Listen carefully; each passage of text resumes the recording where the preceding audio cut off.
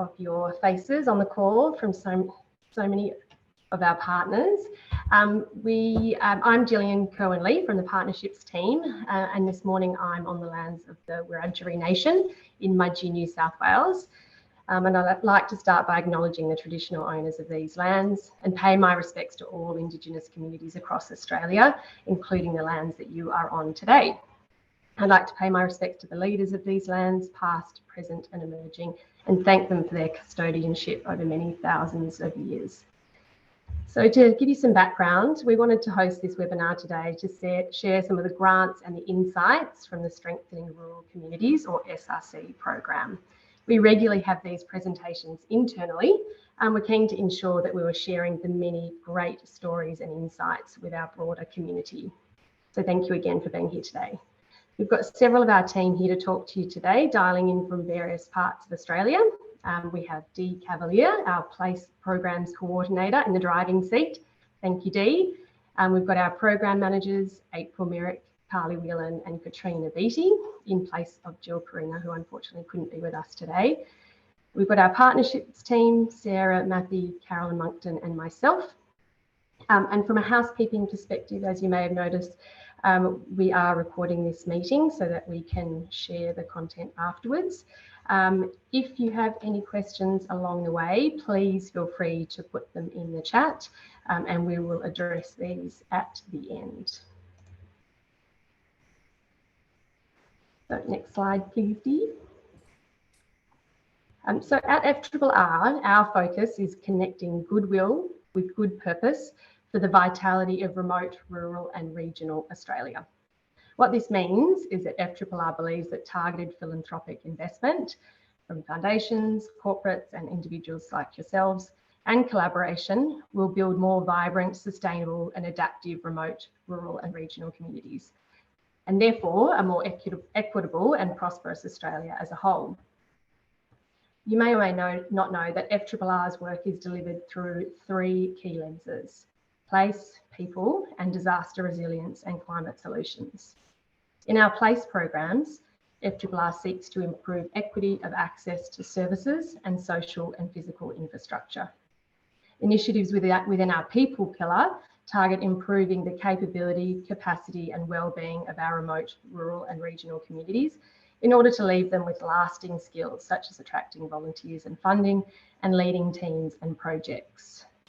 The disaster resilience and climate solutions pillar is focused on supporting communities before and for the longer term after natural disasters and build communities' climate resilience. In this webinar today, you'll be hearing from our place team who deliver our SRC program, but you will also notice the grants we make cut across support of people and disaster resilience and climate solutions. And now over to April, who's going to, oh, sorry, nope, sorry, I was a bit too eager there. So next slide, please, Dee. So our grants are critical for the communities we support. However, FRRR is much more than just money. We listen, we learn, amplify, connect, support, guide, and instill confidence. As you can see on this slide, our grants team have spent more than 300 hours on the phone to applicants in the last 2 years alone. In addition, our collective funding model means that donated funds are leveraged and can go further. FRRR grants catalyse community impact of close to 3.7 times the initial investment.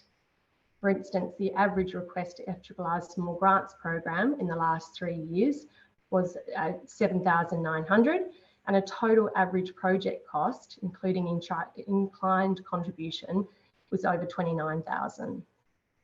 We see this sort of wraparound support as invaluable as it builds the capacity of organisations to seek further support for their initiatives, both within FRRR and beyond.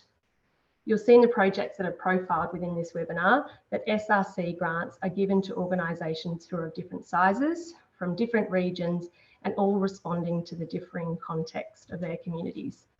Now, over to April for more on the SRC program. Thanks, April. Thanks, Gillian. I'm April Merrick and I'm the Program Manager for New South Wales and ACT. I'm based on Deerinjan country in the Bega Valley, and I pay my respects to the Djirinjan custodians of the land.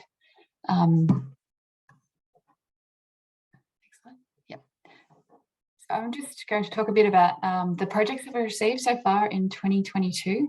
So in our two streams, in our Strengthening Rural Communities program, which is our flagship program, under the two streams that we've had, so the Small and Vital, which is our probably our key stream, and the Small and Vital Fund funds projects that support communities in remote, rural and regional Australia with populations of less than 15 people.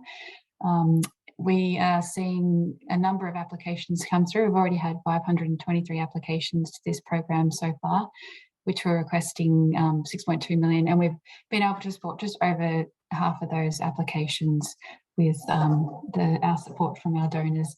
As you'll see in the graphic and the map, the applications are coming in almost in line with the population centres and the population of those states and territories. We're also seeing a consistent demand and from these communities, and it also reflects the demand across Australia, and it helps us. We can see projects coming from communities where they want to address problems, but also they want some support to activate and create opportunities within their communities. Next slide, please. So our bushfire recovery program that we've had running for a while, we'd like to acknowledge that we're now heading into 3 years past the Black Saturday fires. We're seeing that the recovery is continuing to happen in those communities, and that we're continuing to grant out significant support to those communities. The requests that we're seeing from those communities are starting to shift from the initial disaster response to longer term recovery projects.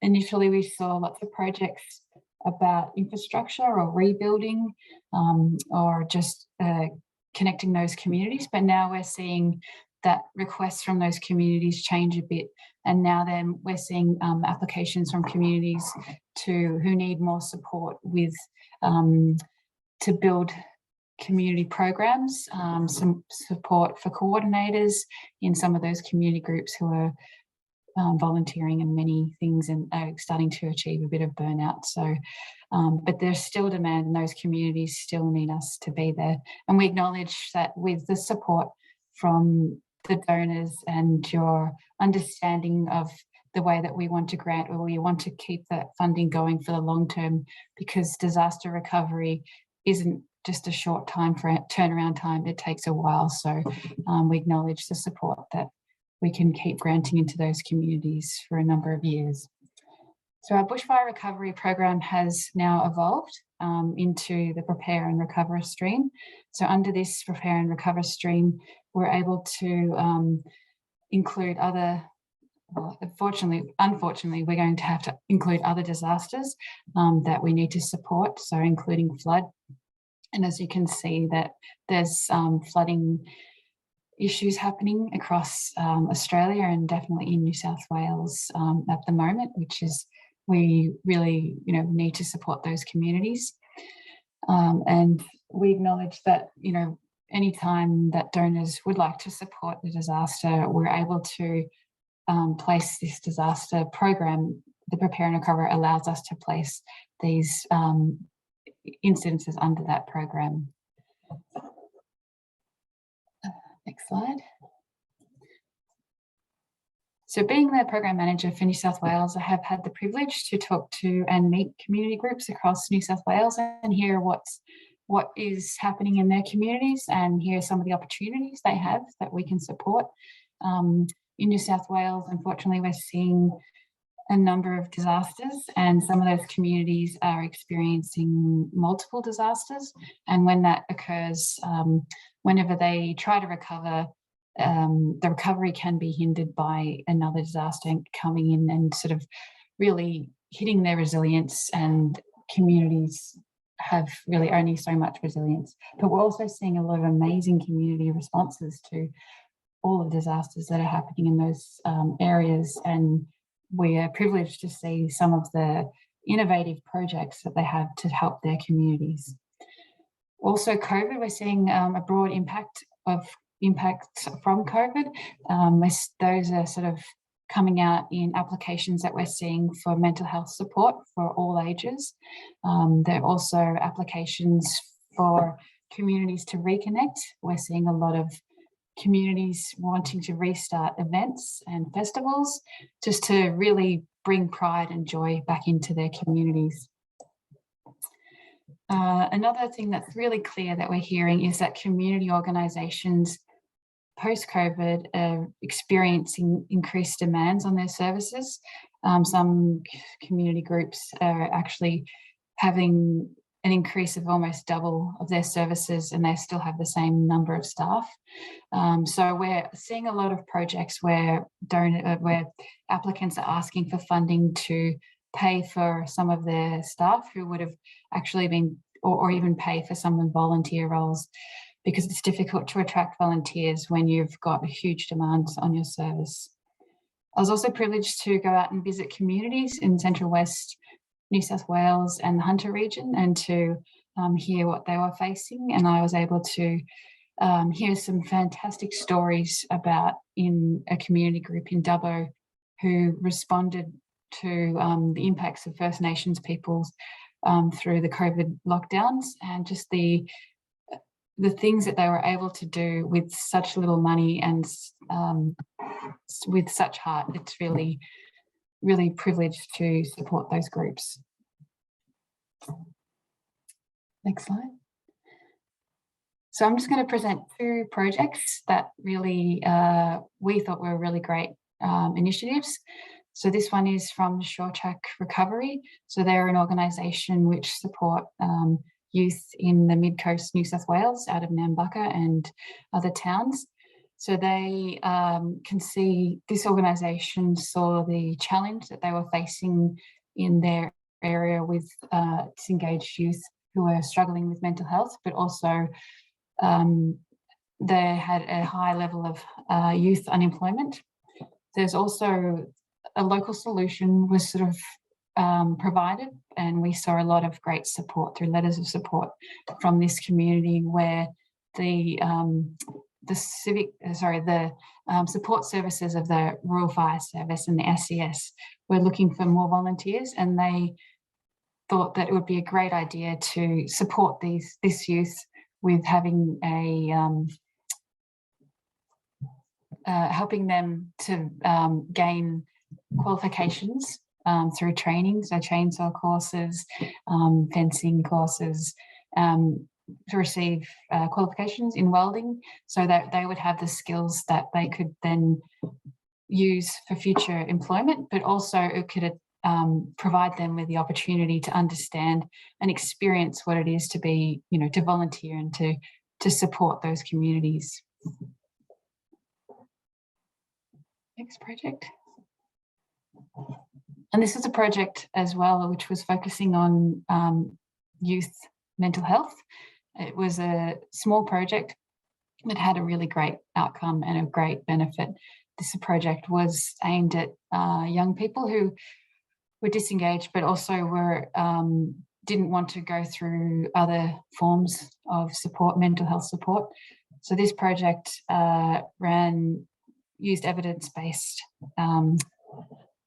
work with youth and horses, and they received a really great result. And as you can see by that quote from one of the applicants, it made a big difference to the confidence of those applicants, and hopefully they'll be able to bring that confidence into their lives whenever they face challenges. Passing it on to the next one. Thank you.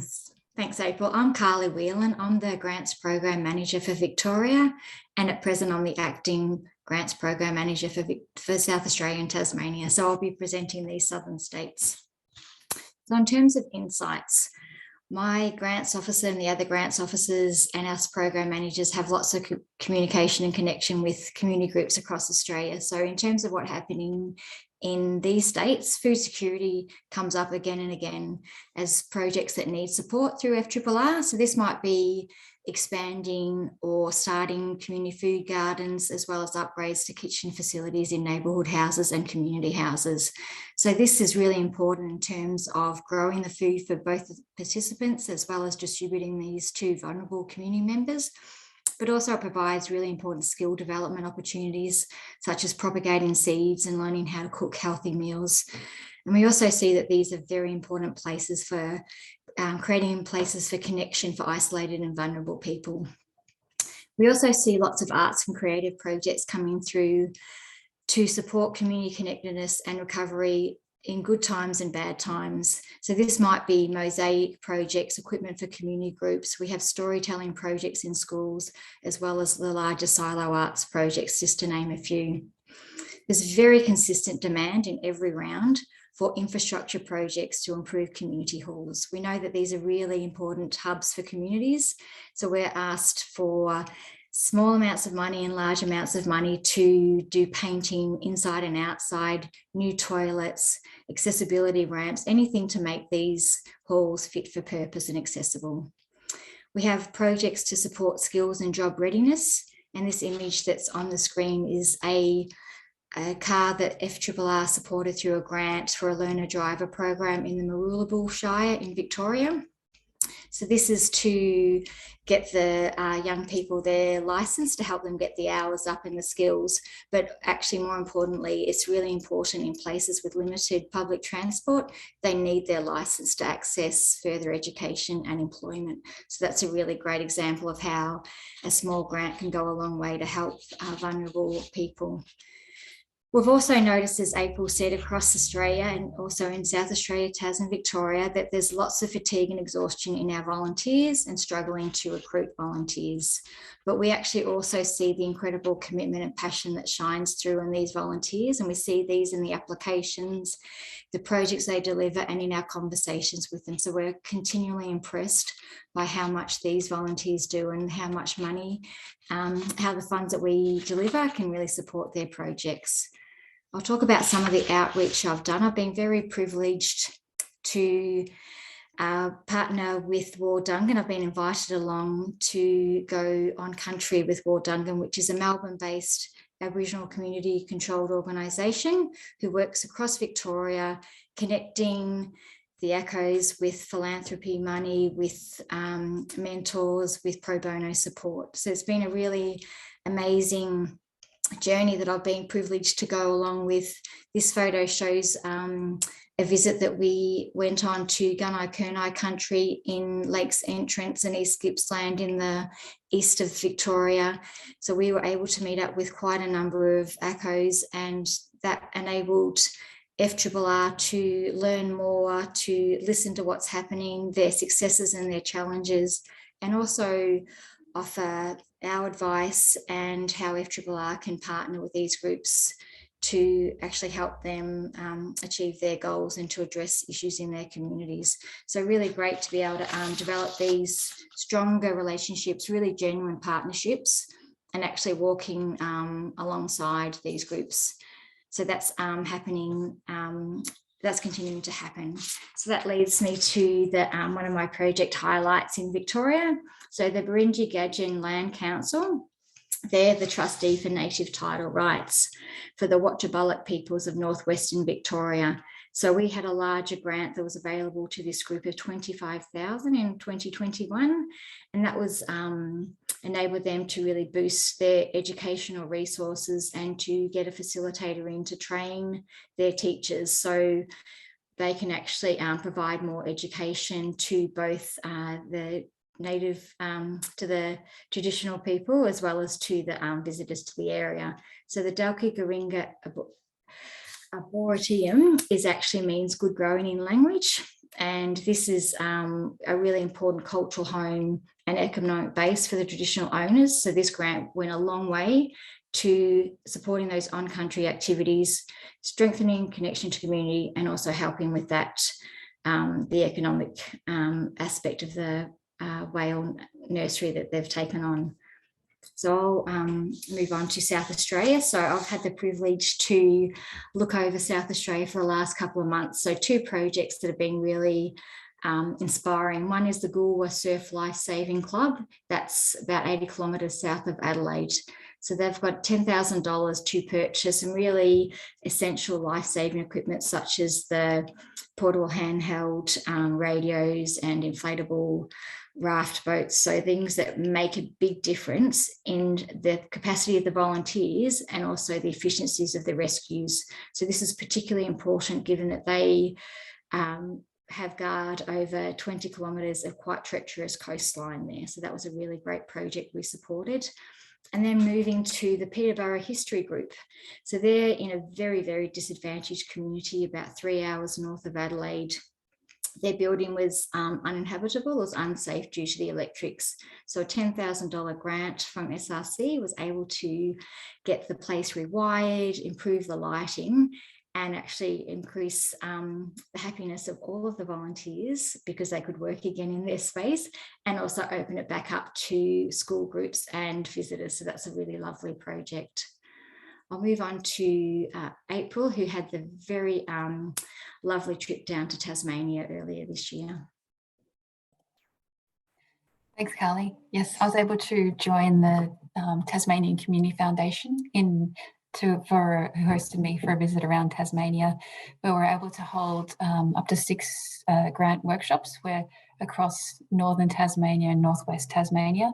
And the aim of the trip was really to understand what the communities in Tasmania are facing and where are the opportunities that FRRR could partner with other community foundations down there and other groups, but also just where we could support what the community needed. So the main sort of things that came through, as similar to Carly said with South Australia, was food security, Victoria and South Australia. A lot of the communities were, those community services were seeing requests for food support, and instead of, they wanted to support with initial handouts, but they're looking at long-term solutions to food security. There was a really key thing that came through for Tasmania was that the low levels of literacy rates really created vulnerable communities.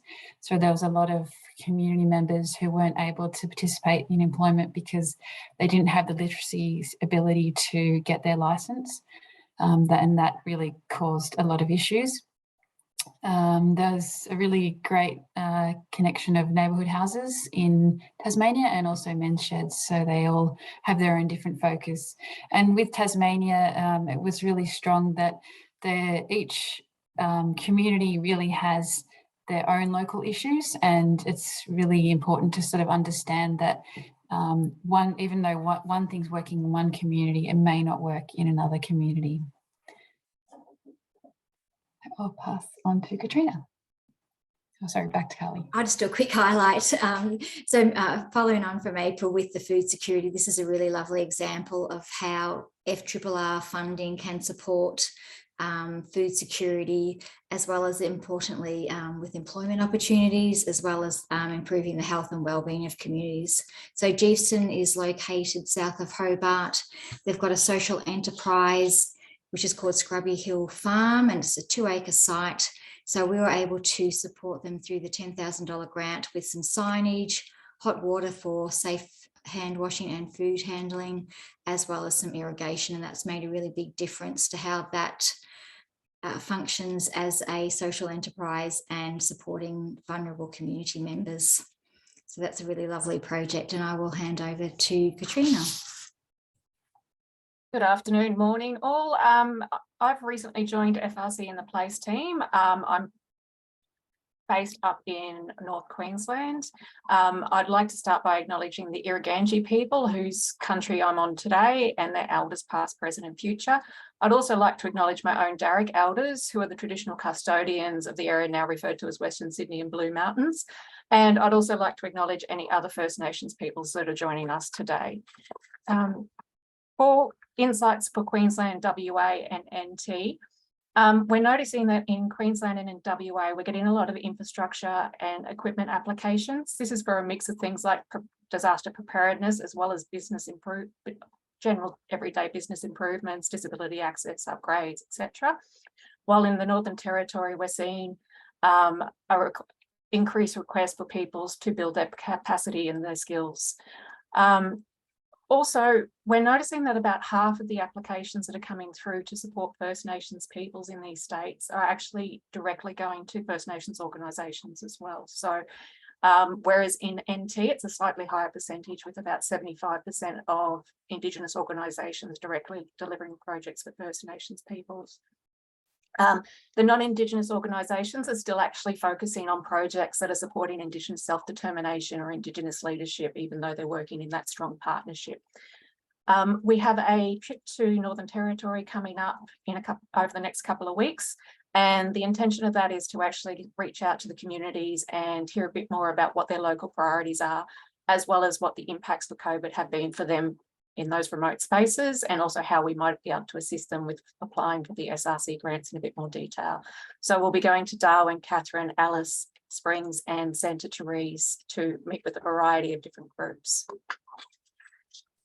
I'd just like to highlight one of the Queensland projects that we've been doing, supported. It's with the Charleville District and District Community Support Association. They've actually partnered with Blue Light Driving, which is an arm of the Queensland Police Force, to deliver a safe driving skills program. And the purpose of this is that young people who are learning to drive in these remote locations are actually provided with supervised training and an education program to actually increase their road awareness, their road safety awareness, and to reduce the amount of road incidences that are happening in those areas. The project is being funded to actually purchase a vehicle, which will set up an internal camera to assist with that program, and then also the first year's registration, fuel and tyres and servicing, etc. 6 local volunteers, as well as 6 police force members who will act as coaches, are intended to support about 20 participants over the first year of that program.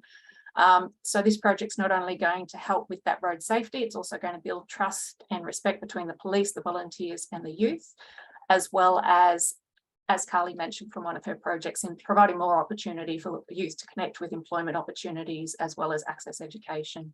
The school is actually quite supportive of this project locally, and is going to even enable students to participate in when they're not attending lessons during their free periods, so that they can reduce the access barriers as well.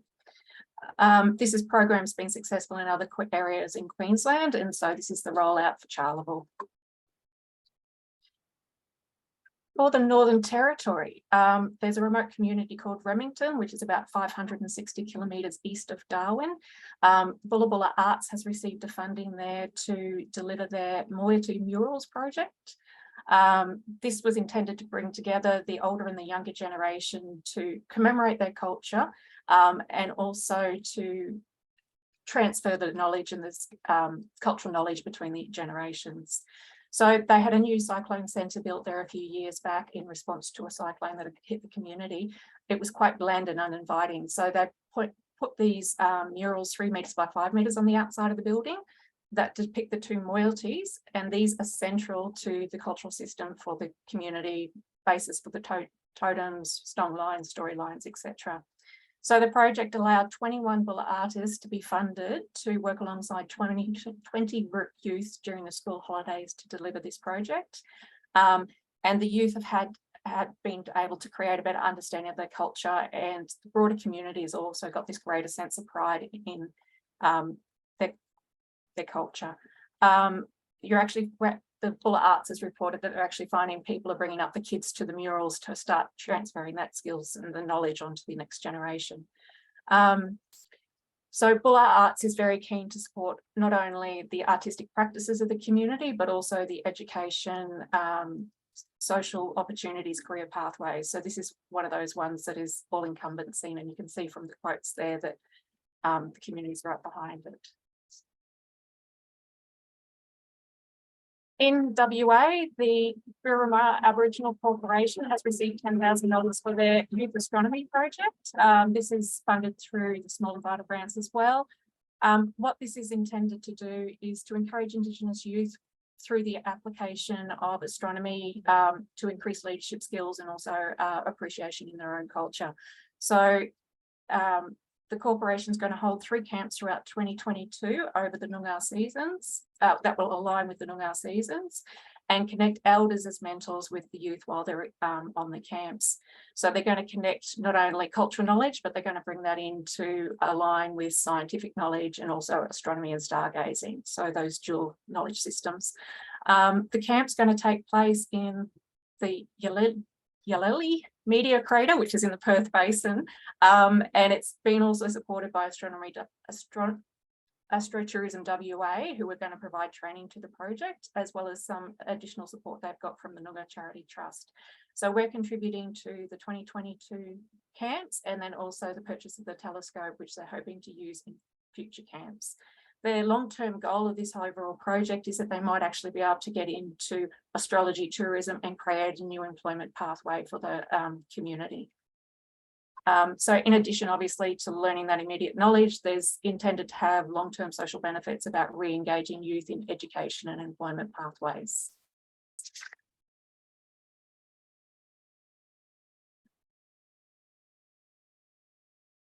Thanks, Katrina. That's so interesting. I think I saw that astronomy project on Frankly the other night, the new program with Fran Kelly. Did anybody see that? Anyway, I might be dreaming, but some sort of dreaming. But I remember seeing that emu in the sky. Thanks so much. It's a great pleasure to talk to you all today. I'm coming from Taungurung country. That's in central Victoria. I give thanks to the Taungurung people who, for tens of thousands of years, have cared for the beautiful lands and waters where I live and work near the Goulburn River. Your donations have made projects like the ones you've heard about today possible. Without your support and SRC grants, most remote, rural and regional communities would not be able to get great projects and initiatives like these off the ground. That's an important role that we play here at FRRR. In the future, you can direct your support to the Small and Vital stream, which is grants of up to $10,000, or the new Prepare and Recover stream, which offers grants of up to $25,000. Now, Joe Barakat asked a question in the chat before. I'm just going to draw your attention to that if you haven't already seen it. Her question was around let me see, about proposals for disaster preparedness. So we're very focused on that going forward, and we really think that we can give communities a lot of help.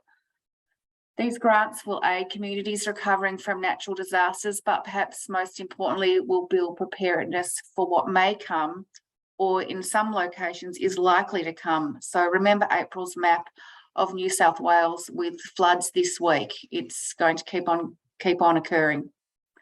Projects supported will also foster resilience and capacity to cope with what they endure. Now, I've drawn your attention to Joe's question and Sarah's answer, but does anybody else have some questions? Or I might ask my first one to Katrina, but perhaps I'll just go ahead and do that. Katrina, I'm wondering if you could talk to us about some of the disaster preparedness in the 2 states and 1 territory that you look after. Thanks. Thank you. Yeah, we're seeing a variety of different things. I guess with Queensland, which has been impacted by more natural disasters, we're seeing things where people are actually wanting to prepare. So upgrade halls so that they're more accessible for people with disabilities to actually come to when something happens. In WA, we've just had the cyclone go through the north. So in the latest Prepare and Recover stream, we do actually have some targeted funding for immediate relief for that particular cyclone that went through the state. So I guess it depends on how recently they've been impacted as to what kind of projects that we're seeing. But we're definitely getting a variety of priorities from different local communities depending on their individual circumstances. Great, thanks for those insights. Throwing it open to everybody out there, wherever you are. Do you have any questions? If you want to put them in the chat or unmute yourself, would love to hear from you.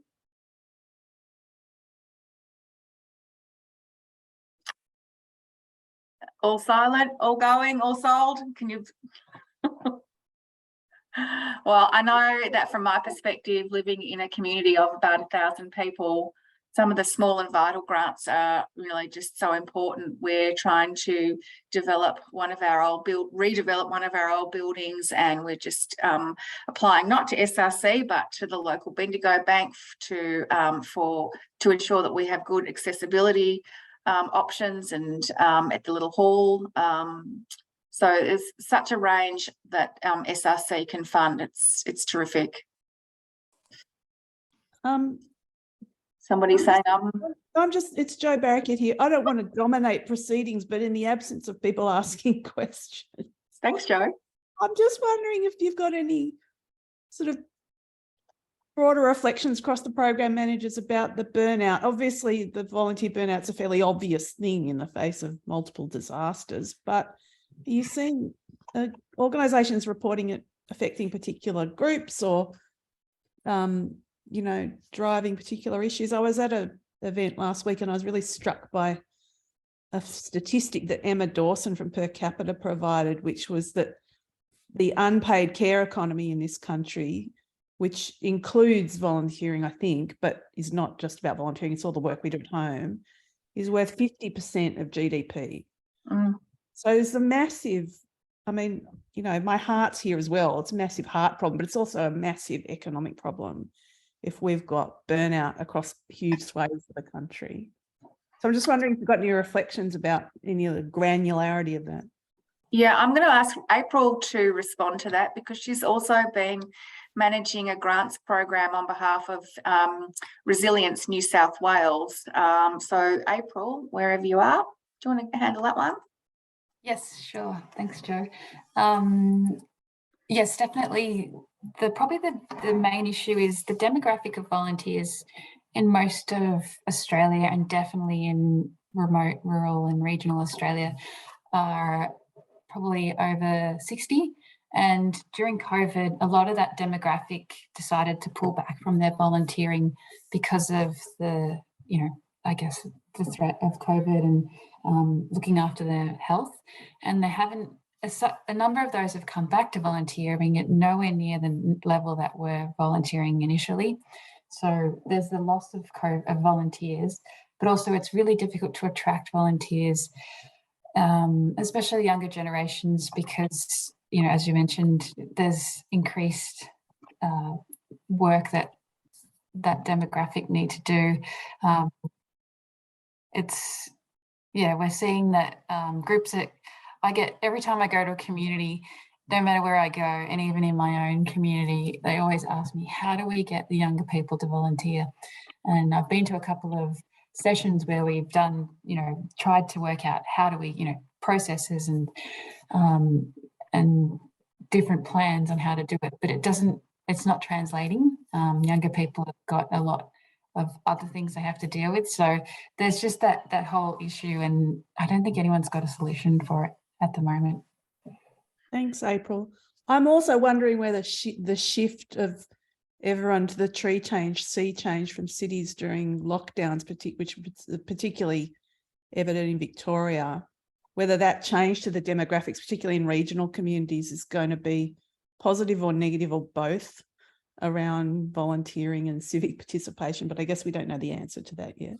We're actually seeing some evidence come through, Jo. We've had a number of groups in the last couple of rounds ask for funding to support initiatives to attract and gather in those new residents. So they see the opportunities of all the new people moving to town that might not be connected to volunteering, but our FRRR funding can actually support some of those innovative models or activities that might attract the volunteers, even simple things like having events where people can meet and learn about what the volunteering options are. So there's lots of ways that communities are being innovative in either getting, you know, attracting back the old volunteers or new ones, or finding out new ways to actually simplify and make things more efficient. So even some of the things we're doing is getting facilitators in to do governance training or to simplify processes and policies, just anything that increases the capacity and lifts away some of that burden that's there. So we can be quite, responsive to what the communities identify as ways that we can help boost and rebuild volunteering, knowing that there's great challenges out there, but also great opportunities. Thanks, Carly. Thanks, Carly, as well from me. I'm going to also ask Katrina if she'd like to talk about the disaster preparedness, seeing what she's seeing up north. Well, it's probably more so around the volunteer burnout and the barriers that is for volunteering. But what we're also seeing is one of the barriers is that those that are still able to volunteer because of COVID impacts, they're no longer able to actually participate unless they have their own PPE. And some of those are really practical barriers that are popping up. So organisations that used to supply that for people to come and volunteer can't do that anymore for hygiene reasons. So, you know, we're starting to see applications coming through for some of that basic resourcing to allow people to actually create the volunteer base again as well. Thanks, Katrina. I know I was stunned when I learnt that the local SES volunteers have to pay for a lot of their own equipment. Couldn't believe that. Any more questions from anyone, either in the chat or unmute yourself if you've got one? And I thought I might just add Carolyn too. So Sarah Matthew here.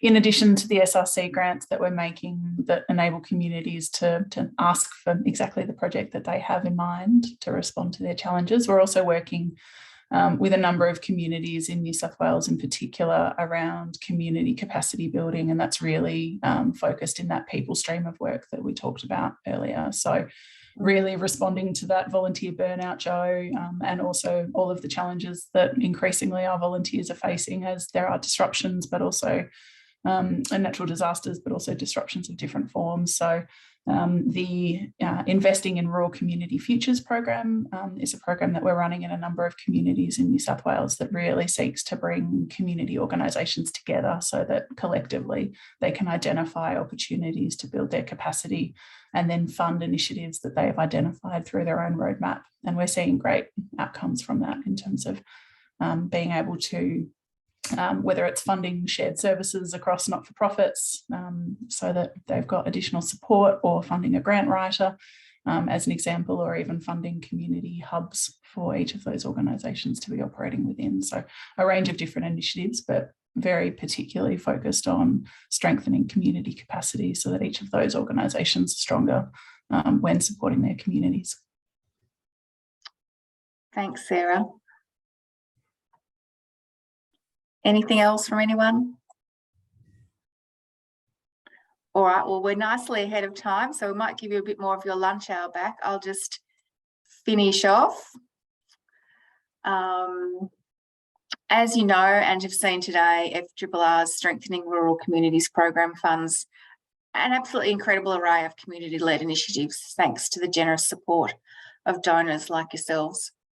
I'm sure you'll agree that the non-profit and community organisations driving these projects make a really important contribution to the ongoing sustainability and vitality of Australia's remote, rural and regional communities.